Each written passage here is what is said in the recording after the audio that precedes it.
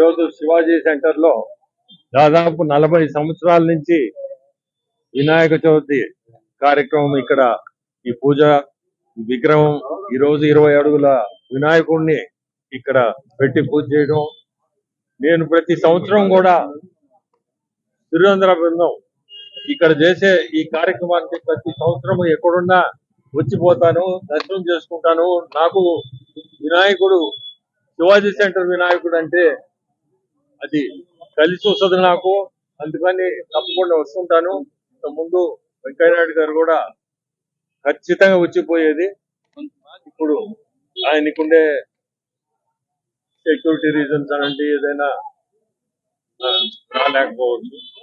కానీ ఈ సెంటర్ అనేది ఎప్పుడు కూడా నెల్లూరు జిల్లాలో పేరు గల్ల శివాజీ సెంటర్.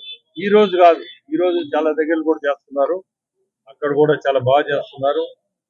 ఈ సెంటర్ అనేది పేరు దగ్గ సెంటరు.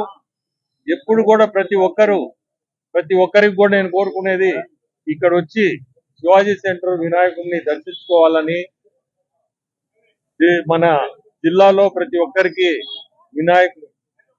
వినాయక చవితి శుభాకాంక్షలు. వినాయక చవితి శుభాకాంక్షలు తెలుసుకుంటున్నాను. ఇక్కడికి సార్తో కూడా కలిసి నేను కూడా ప్రతి సంవత్సరం వస్తూ ఉంటాను. ఇక్కడ వీరేంద్ర అన్నోళ్ళు చాలా బాగా వినాయక చవితి ఉత్సవాలు ఇక్కడ చేస్తుంటారు. ప్రజలందరూ వచ్చి స్వామి వారిని దర్శించుకొని ఆశీస్సులు పొందాలని కోరుకుంటున్నాను. శివాజీ సెంటర్ లో 10:30 గంటలకు తాత్కాలిక వినాయక విగ్రహ ప్రతిష్టా కార్యక్రమం ఎంపీ ఏమిరెడ్డి ప్రభాకర్ రెడ్డి దంపతుల చేతుల మీదుగా మనం చేసుకోవడం జరిగింది.